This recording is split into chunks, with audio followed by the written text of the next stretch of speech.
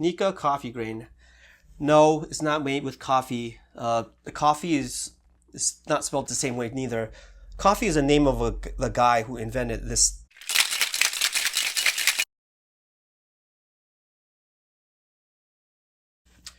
What's up, guys? This is Alan for another episode of the Off the Clock podcast, and today I want to share with you guys this thing I found online. Probably the best resource on Japanese whiskey that I have seen. So I've worked in a lot of Japanese whiskey bars, so I'm pretty familiar. But I learned it, little piece by piece. There was no single resource that I looked up, so I had to go to different tastings, talk to different reps. So a few weeks ago, one of my friends asked me, do you have some links or something that you can show me on Japanese whiskey? And I was like, maybe. And I expected to compile a giant list of all the stuff that I read. So I went on Google, looked it up, and I found this article. It's by the Whisky Muse. Let's go pull it up right here. So here it is. Yeah, it's by Whisky Muse up here. Japanese Whiskey 101, The Complete Beginner's Guide. It says Complete Beginner's Guide, but it's pretty good in detail on a lot of stuff. I think even me, when I was looking through this, I learned a lot. So let's go over this real quick, and I invite you guys to check it out if you guys are interested in Japanese whiskey. It is kind of confusing because there's so many different rules on how to make whiskeys in different countries. And even in Japan, Japanese whiskeys, people know about them, people pay a good price on them, but it wasn't until recently that they actually finally agreed on how to make the Japanese whiskeys. And I have a podcast on that. I'll put that on the cards up here. That'll take you guys to the other podcast I did on Japanese whiskey explaining the new rules. And these rules aren't that new. It's just that it used to be an honor system, but then people started taking advantage of the fact that there's no laws or any written rules because just to capitalize on a sudden explosion in interest in Japanese whiskey. Okay, so that's that. Let's go over this. Okay, so here you go. Japanese Whiskey 101, The Complete Beginner's Guide. This is a Akashi White Oak. Okay, until perhaps a decade or so ago, Japanese whiskeys have remained a delicacy enjoyed by the Japanese. Somewhat true. Even in Japan, they generally drink the blended Japanese whiskeys because they like the softer notes. But the single malts, that's usually what we talk about in the US. That's the one that's people trying to get their hands on, like the Yamazaki 18. But then, of course, there's also different... the blends are becoming popular now, like Toki. You get the Suntory Toki. Even the grain whiskeys, like the Nica coffee grain, are becoming very popular. So I think Americans are now changing their palate to go to more of the subtle Japanese flavors. Okay. Today, there are less than a dozen companies with less than a dozen active distilleries which produce a variety of styles of whiskey. Yeah, there's actually a lot of these Japanese whiskey distilleries are actually previously sake breweries or shochu distilleries that convert into making whiskey. Below is a guide, blah, blah, blah, blah. Okay, A Tale of Two Distilleries, a brief history of Japanese whiskey. Yeah. Whiskey has been produced in Japan since the 1800s. However, it's said that they became commercially available in the 1920s, around the time Suntory Yamazaki distillery opened. So that was the first one. They used to be the same company, but they split because of a disagreement. The industry was truly driven by two whiskey houses, Suntory and Nica. Okay. Yes, and more specific, two men, Shinjiro Tori and Masataka Taketsuru. Okay. Taketsuru was born into a family of sake makers, then thus developed an interest in spirits at a young age. So yeah, he traveled to Scotland to study single malt whiskey. So this is where it gets kind of interesting here. So, after years of study, he returned back to Japan and connected with Shinjiro Tori, an entrepreneur who had started his own alcohol import company. So he started off as just like a commercial, like a retail store, and then he got interested in selling his own brand of whiskey. So they teamed up.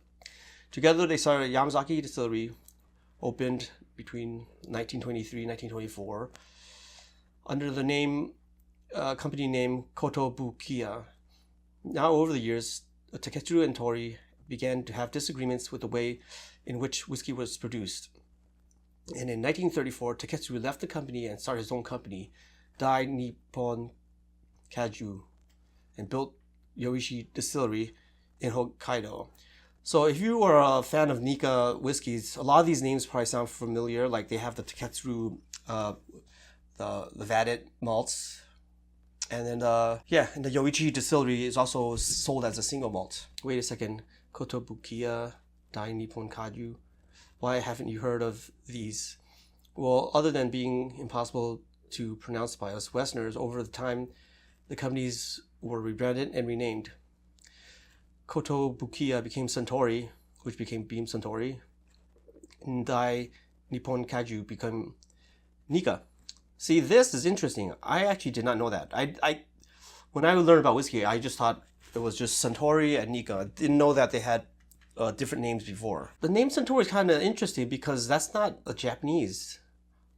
That's not how you would write katakana, which is a way that Japanese would write foreign words. So you can't spell this with katakana. It's recorded that the first time Japanese whiskey, or Japanese Scotch as it was called, was ever drank. I hear this all the time. It's not called Japanese Scotch. Scotch is Scotch whiskey. Japanese whiskey is Japanese whiskey. Right? It might be made similar, but you could say that's like saying American Scotch. I mean, it's whiskey. Whiskey is a category, and the name of the country is the name of the country it's made. Right? It doesn't get any more complicated than that. They drank by the Western world was 1918 when American soldiers. See, I didn't know this neither. Which wasn't reminiscent of Scotch.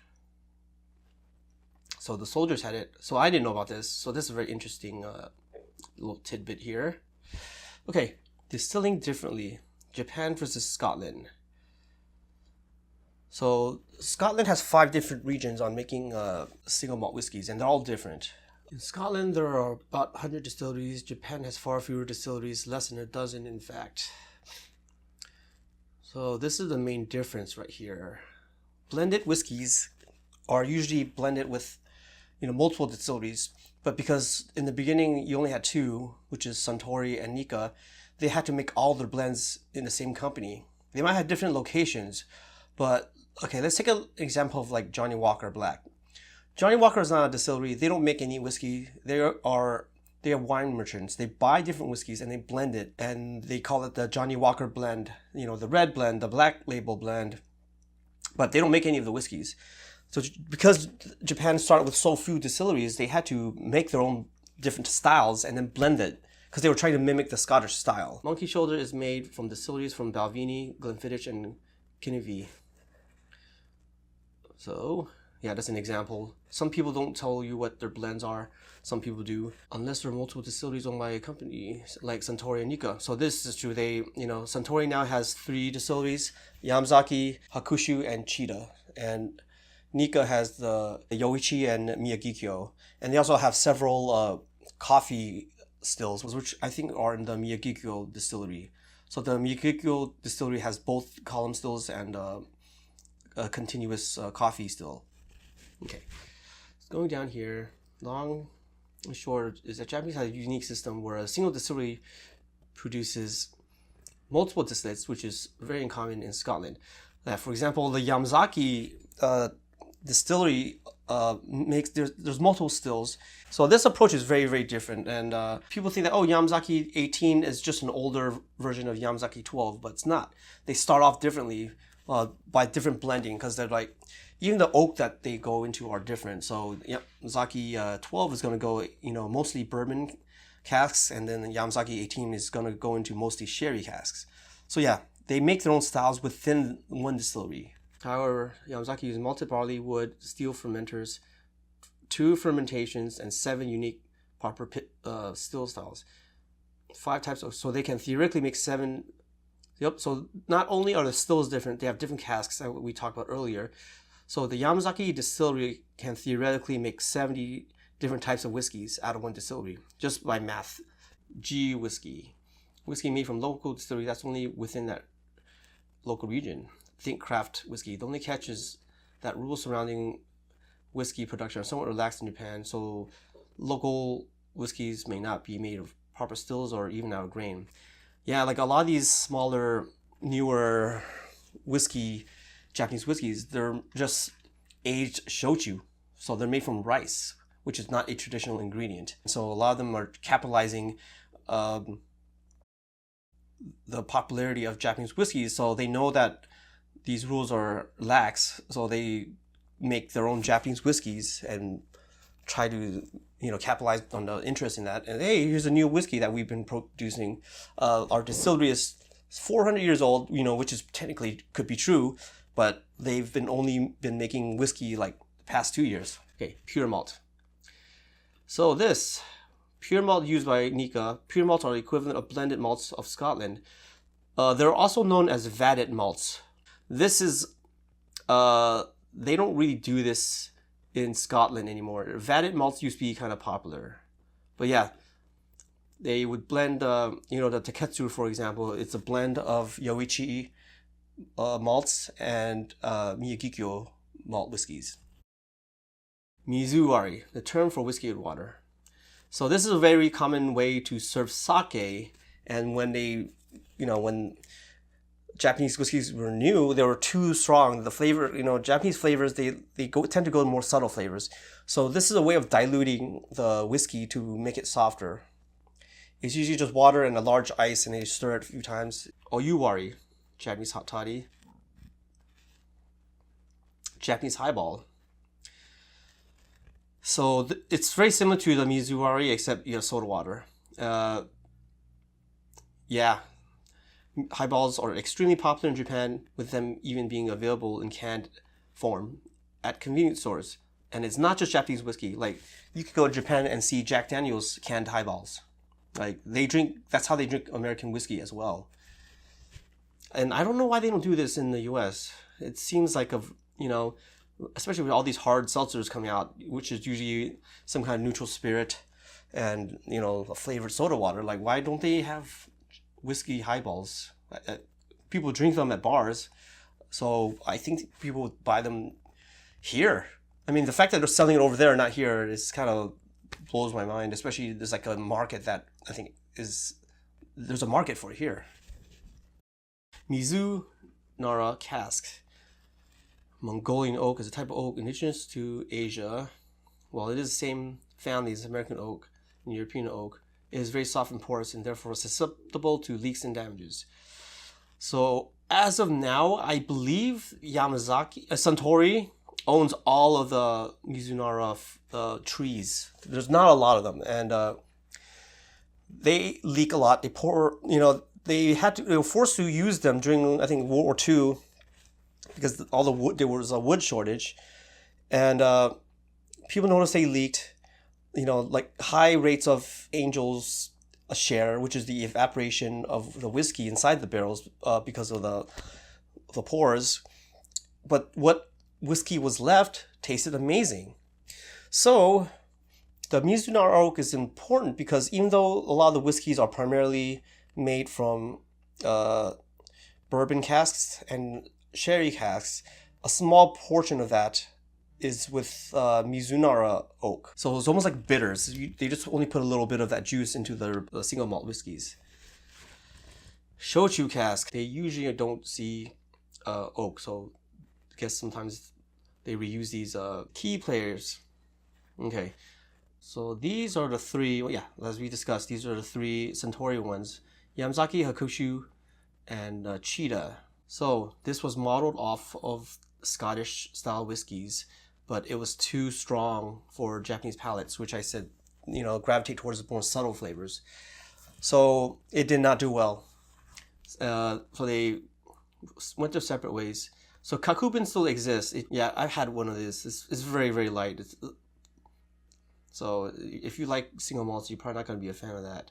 And they still sell this, and it's pretty popular nowadays. It's very popular for making the mizuwaris and highballs. Hibiki at one point was especially the Hibiki 12 and 17. They now go to a non-age statement, Hibiki Harmony, which is around 8 years old. But the original age statement ones particularly the Hibiki 12 uses umeshu barrels, which are, a liqueur made from plums. They eventually ran out, so they couldn't make any more of these whiskeys. So the Hibiki 12 and Hibiki 17 no longer exist. Like, I don't think the Hibiki 17 had any of the umeshu barrels in it, but they were both sought after. Like, probably some of the tastiest blends I've ever had. But they just couldn't keep up with demand, so now they have a non-age statement, the Hibiki Harmony. Toki, this is a new one that, was a collaboration between Suntory and Beam, and it's made for bartenders. So this is one that you want to mix with the Hibiki Harmony. Probably drink it neat, mizuwari or highball, but maybe an old-fashioned.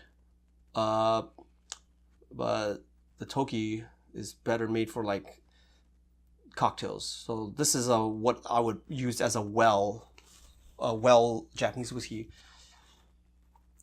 All right, so Nica, Yoichi, and Miyagikyo. So both of these have pot stills, and I think Miyagikyo has the coffee stills that they acquired from Scotland in like the 1960s. Taketsu had a vision to create a Scotch-style whiskey. Why? City similar to Scotland. Scotland is very cold and foggy, and it's by the ocean. Wasn't it?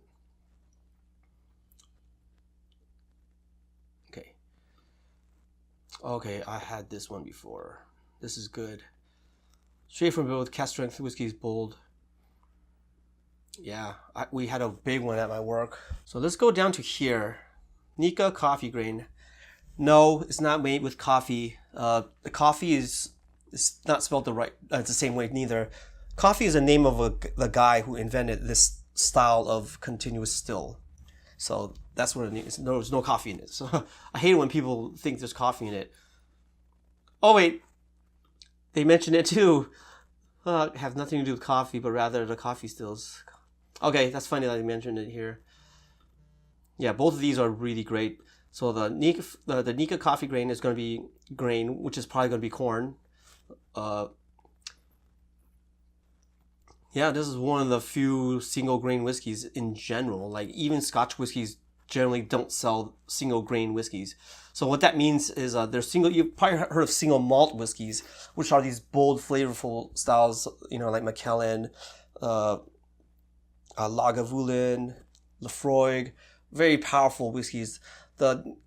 These grain whiskeys are just one distillery grain whiskey made from one distillery. Usually they're for blending, so they don't really showcase that to people, don't sell it. Like, for example, even in Suntory, their Cheetah whiskeys aren't even available, so it's only for blending.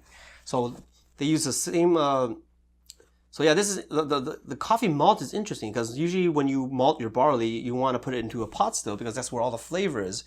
But the Nica coffee malt shows that you can make a sophisticated malted barley whiskey with a coffee still. So these are very fun to taste side by side. And this stuff is the good stuff. The pure malt, which is the vatted malt, 17 year, 21 year. Yeah. So blends of single malt whiskeys. Okay. So White Oak Distillery. This has a very controversial beginnings, but some of the sherry cask stuff is really good. So it's known under the Akashi White Oak. While White Oak holds Japan's first whiskey license, serious malt production did not begin until 1984. And in the beginning, they weren't even made with grains. Like, it was actually, I could be wrong, but I remember hearing the story. Like, in the beginning, they were actually made with molasses, so it was technically a rum, but they called themselves a whiskey. Like, even India does the same thing. They make a lot of rum, but they call it whiskeys because there's no laws explaining that whiskey has to be made from grain. And whiskey sounds better than rum for some people. But eventually they saw the popularity of Suntory Suntory and Nica was doing. So they switched to grains to make it more legitimized whiskey. So, white oak. This is more subtle than, yeah, it's blended. So this is this is probably the cheapest Akashi. It's way more subtle, obviously, compared to like the Yamazaki or Hakushu. Malt is lightly peated, blended grain whiskey and aged in expert bourbon barrels as well as Japanese shochu casks. So yeah, this is a very light whiskey, probably good with soda water and some cocktails. Mars Shinju. They make a lot of Japanese whiskeys. These are very interesting. The Hawaii whiskey in the Hawaii tradition. The tradition, I mean, it also costs a lot more, but I prefer this one. More bold. This is a little too subtle for me. Okay. Chichibu. This is a great distillery. Very, very new distillery. Founded by the grandson of another distillery, but he didn't want to make shochu. He was like, I want to make whiskey. But instead of like following what everyone else was doing, it's pretty much like he just makes up his own rules. He used the knowledge that he acquired from, the more traditional whiskeys like Suntory and Nica, but did his own thing. And this is some friggin' delicious stuff. They had the first one, which no longer exists, because he just goes through different phases on like trying out different stuff. Very experimental. Chichibu distillery where weather fluctuates drastically between seasons. Yeah. Yeah, this sounds great. Like, this doesn't even list what you can get, but it really depends on where you can find it. Because they have there's like the Ichiro's malt, there's the On the Way, there's the first, there's like so many, and they're all freaking tasty. If you ever stumble upon a bottle, just get it. Like, there's so many different expressions, but they only come out in batches, and a lot of them are limited editions. So if you can find yourself any Chichibus, you're lucky. So this is a controversial one, Taguchi. I mean, technically, this distillery is old, but they started making whiskeys under the brand Taguchi. But here's where they get kind of shady. They don't distill their own whiskey. They buy it from Canada, right? Here, instead of distilling their own spirits, they import malt whiskey from Scotland and grain whiskey from Canada. And they age it, I think, under railroads. It is controversial because when you buy Japanese whiskey, you expect it to be made in you expect the whole process to be done in Japan, because they pretty much just age it and bottle it in Japan, but they don't make the juice. The starting raw material is made from Scotland and Canada. I mean, it's sometimes okay. Like I said earlier, Johnny Walker doesn't make their own whiskey. They blend it. But in this case, they kind of market it towards like, oh, this is super Japanese. It's not even made in Japan. So it's bottled in Japan, but how much of that Japanese influence is there in this one? So this is a very controversial thing. Yeah, you'd be surprised that there are a number of well-known whiskey companies that do this. Bullet, they get it from MGP/LDI. Bullet Bourbon it comes from Four Roses. But in this case, when you talk about Bullet and Whistle Pig, it's still, the whiskeys are made in the U.S. They're not buying Canadian Scotch whiskeys and calling it bourbon. That would be illegal though. It has to be made in the U.S. So they're buying whiskey from two different countries and calling it Japanese whiskey. So this one you might just want to taste. But I wouldn't call it Japanese whiskey, right? I know there's companies have done this, like, so there's nothing wrong with this. Like, one of my favorite whiskeys is the High West Campfire, which is a blend of bourbon, rye, and Islay malt. So they blend whiskeys from multiple countries together, but they are pretty transparent about it because they actually say that this is a blend of 3 whiskeys that we don't make, but we're putting it together. So High West is very open about that. They do make some of their whiskeys, and when they don't make their whiskeys, they'll tell you. So I think right now the transparency is what makes this shady. Like, they're not, if you're not doing your research, you wouldn't know that they're getting their distillates from claim to fame. I think this is more like they just got caught. So yeah, you go through these. This article is pretty good. I mean, this is pretty good way to get started. So yeah, let me know what your experiences with Japanese whiskeys, if you found this article helpful. And also don't forget to check my other podcasts on Japanese whiskeys and how they're coming up with laws to govern what makes it a Japanese whiskey, and others is what's just a, Japanese distillate. So I think those are 2 cool things, especially when you look at the Taguchi distillery, like things like that. I think Japanese whiskeys need to be more transparent and not to mislead the guests. But yeah, once again, what are your favorite Japanese whiskeys? What is your experience of Japanese whiskeys? If you've even heard of Japanese whiskey. And yeah, thanks for listening in. And if you enjoyed that, don't forget to like and subscribe. And I'll see you guys in the next episode.